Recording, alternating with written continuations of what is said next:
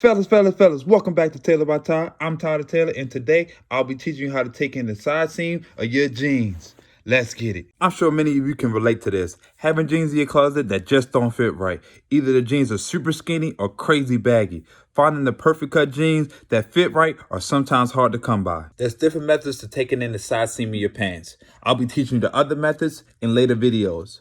So let's get into it. Tools you will need for this is, of course, your pants, chalk, or something to mark with, a ruler, pins, seam ripper, and let's not forget the sewing machine. Now with jeans, they're super simple to tailor, but there's a few things that you want to look at first. Before sewing, you want to find a seam that is smooth compared to the other side, which is known as the flat felt seam, like shown here. I'm going to use sewing terms, but don't worry, I'll always show you what I mean by them.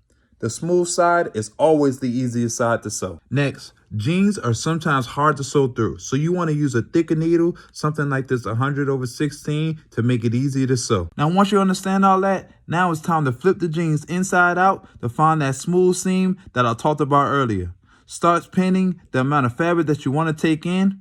I like my jeans a slim cut with a nice tapered ankle. The best part about tailoring your jeans is that you can transform them to any style that you want. Now, what you want to do is take the pants and lay them on a flat surface, like a floor, bed, or a table, wherever you can, so you can mark them with a chalk and remove the pins. Once you mark where the pins were, grab the ruler and follow those markings where you started to the bottom of the jeans. Very important note, make sure that everything is laid flat and smooth. All the extra fabric should be put on the other side of the seam. After marking everything, it's time to open up the hem or the bottom thread of the jean. This allows you to get that nice finished look when you're all done.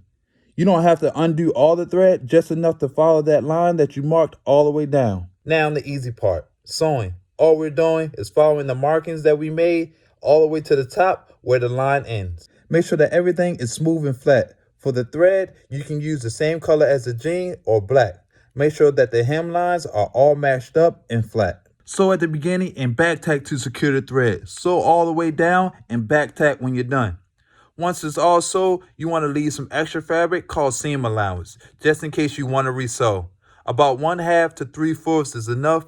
After that, you can cut everything else away. You might want to do a zigzag stitch to secure the seam allowance to keep it from fraying. You will have to do each side, front and back fabric. Once done, now it's time to close the bottom hem to get the original finished look. Open up both sides, make sure that it's flat against each other, and just fold over like seen here. It should look like the original hem. Now use the same color thread or close to it to make sure that you finish it off. Here's a before and after side by side, and I really like how they turned out. My next video, I'll be showing you how to hem your pants, and I'll be shortening the length of these pants to get that perfect length. Okay guys, I hope this wasn't too difficult. Again, this is one method to doing this.